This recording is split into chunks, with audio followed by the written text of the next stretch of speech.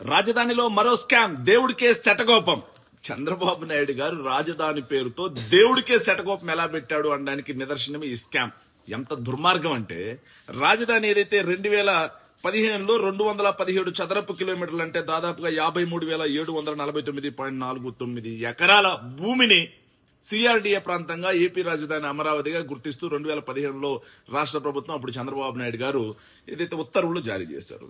So ఇందులో అటవీ ప్రభుత్వ భూమి పోగా మిగతా భూమిని ల్యాండ్ పూలింగ్ స్కామ్ కింద తీసుకుంటామని 29 గ్రామాల్లో ల్యాండ్ పూలింగ్ కి శ్రీకారం చుట్టారు. ఈ 29 గ్రామాల్లో 1017 ఎకరాలు దేవాదాయ శాఖ భూమి ఉంది. ఈ దేవాదాయ శాఖ భూమిని కూడా ల్యాండ్ పూలింగ్ కింద తీసుకుంటామని, ఈ దేవాదాయ శాఖ భూమికి ల్యాండ్ పూలింగ్ కింద తీసుకున్నందుకు గాను రెసిడెన్షియల్ అండ్ వాణిజ్య కమర్షియల్ ఫ్లాట్స్ ఆ దేవాలయానికి కేటాయిస్తామని చెప్పేసి ఉత్తర్వులు ఇచ్చారు. ఇచ్చిన తర్వాత దానికి సంబంధించి 843.87 ఎకరాలను మాత్రమే ల్యాండ్ పూలింగ్ కింద తీసుకుని మిగిలిన 173.22 ఎకరాలని ల్యాండ్ పూలింగ్ కింద తీసుకోకుండా ఏం సన్నాయి నొక్కులు నొక్కారంటే, ఇది రైతుల అనుభవంలో ఉందని, రైతులు గోల్ చేస్తున్నారని, వాళ్ళ యొక్క జీవన ప్రమాణం దెబ్బతింటుందని. ఎందుకురా అంటే, ఈ 173 ఎకరాలు కూడా తెలుగుదేశం పార్టీకి కొమ్ము కాసే వ్యక్తులు, తెలుగుదేశం పార్టీ కార్యకర్తలు, తెలుగుదేశం పార్టీ మెయిన్ లీడర్స్ కి మడుగులెత్తే వ్యక్తులు కాబట్టి వాటిని ల్యాండ్ పూలింగ్ కింద తీసుకోవాలా, దేవాదాయ భూములుగా గుర్తించాల. తర్వాత ఏం జరిగిందిరా అంటే, 2016 సెప్టెంబర్ 20వ తారీఖున సిఆర్డీఏ 6వ సమావేశంలో ఏం చెప్పారంటే, ఈ దేవాదాయ శాఖ భూముల్ని ఎవరైతే అనుభవంలో ఉన్నాయో, ఈ అనుభవంలో ఉన్నటువంటి భూముల్ని గుడికి ఎంతో కొంత పరిహారంగా చెల్లించి వీళ్ళ దగ్గర నుంచి ల్యాండ్ పూలింగ్ కింద తీసుకుని వీళ్ళకి నివాస ఫ్లాట్స్, వాణిజ్య ఫ్లాట్స్, మళ్ళీ కౌలు చేకూర్చే విధంగా ఒక చట్టం తీసుకొచ్చారు. అసలు సుప్రీంకోర్టు చట్టం ప్రకారం 1998లో సుప్రీంకోర్టు ఇచ్చినటువంటి స్పష్టమైన తీర్పు ఏంటి?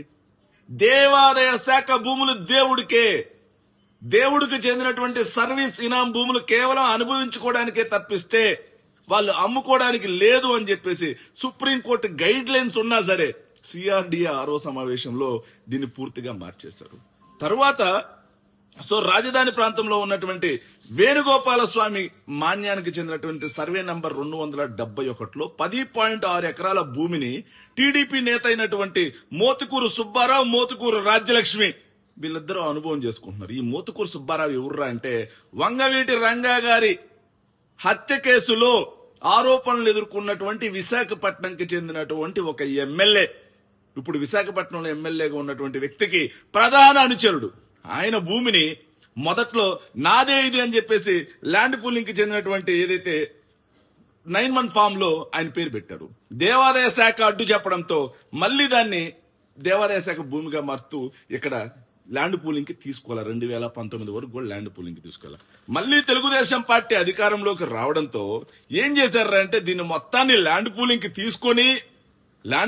తీసుకొని ఈ చంద్రబాబు నాయుడు గారు 5 ఎకరాల్లో కడుతున్నారు కదా పూరి గుడిసె, ఆ పూరి గుడిసెకి దగ్గరలో 10,600 చదరపు గజాల విస్తీర్ణంలో ఉన్నటువంటి నివాస ఫ్లాట్స్.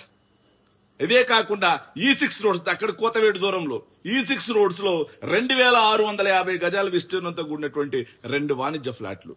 ఇవి కూడా కాకుండా ఈ 10 సంవత్సరాలు ఏదైతే ఎకరాకి 30,000, ఏడాదికి 3,000 పెంచుకుంటూ ఈ 10.6 ఎకరాల భూమికి కూడా కౌలు వచ్చే విధంగా సిఆర్డీఏ చట్టం అంటే నిజంగా దేవుడి భూముల్ని 80 కోట్లకు పైగా విలువ చేసేటువంటి, ఇది వాళ్ళు ఇచ్చినటువంటి లెక్కే, ప్రపంచ బ్యాంక్ ఇచ్చినటువంటి లెక్కే. ఆ లెక్క ప్రకారం 80 కోట్లకు పైగా విలువ చేసేటువంటి ఈ నివాస ఫ్లాట్స్, వాణిజ్య ఫ్లాట్స్ పూర్తిగా వెలగపూడి వేణుగోపాల స్వామికి చెందాలి. దేని ప్రకారం? చట్టం ప్రకారం. కానీ చట్టాన్ని మార్చేసి తమకు సంబంధించిన వ్యక్తులకి చట్టాన్ని చుట్టేసి ఈ మోతుకూరు సుబ్బారావు, మోతుకూరి వీళ్ళకి అప్పచెప్తా ఉన్నారంటే, వీళ్ళు ఇది ఒక్కచోటే కాదు, ఈ ఒక్కచోట కాకుండా నెక్కల్లో శ్రీ మల్లేశ్వర ఆలయానికి చెందినటువంటి సర్వే నంబర్ 59లో 11.45 ఎకరాల భూమి, దీన్ని వాళ్లే కొట్టేశారు. ఇక మల్లేశ్వర స్వామి భూమితో పాటుగా వేణుగోపాల స్వామికి చెందినటువంటి భూమిని ఆక్రమించుకుని సాగు చేస్తున్నటువంటి మాడ సింహాద్రి, బట్టిప్రోలు షేక్ జమీల్, గమ్మ శివలీల, చదలవాడ చలపతిరావు, గుర్రపూసల చిట్టమ్మ, మోడూరి వీర్రాజేశ్వరరావు, గుమ్మ శ్రీనివాసరావు, గుమ్మ లక్ష్మీనారాయణ, పొదిలి బోడయ్య, షేక్ యేసోబు, చదలవాడ లక్ష్మీనారాయణమ్మ, చదలవాడ సుబ్బారావు, గుమ్మ వెంకట్రావు, కూరకోటి వెంకటనారాయణ వీళ్ళందరికీ కూడా నివాస వాణిజ్య ఫ్లాట్లు కేటాయించారు.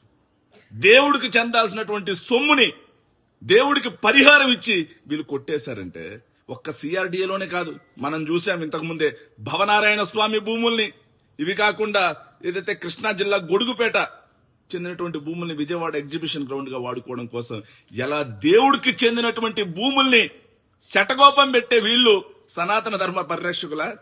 ఇది మంచి ప్రభుత్వమా? స్కాములు చేసుకుంటూ దీని గురించి అడిగితే రాజధాని ద్రోహులుగా చిత్రీకరించే వీళ్ళని ఇంకా ఏమనాలి అనేది ప్రజలే నిర్ణయించండి.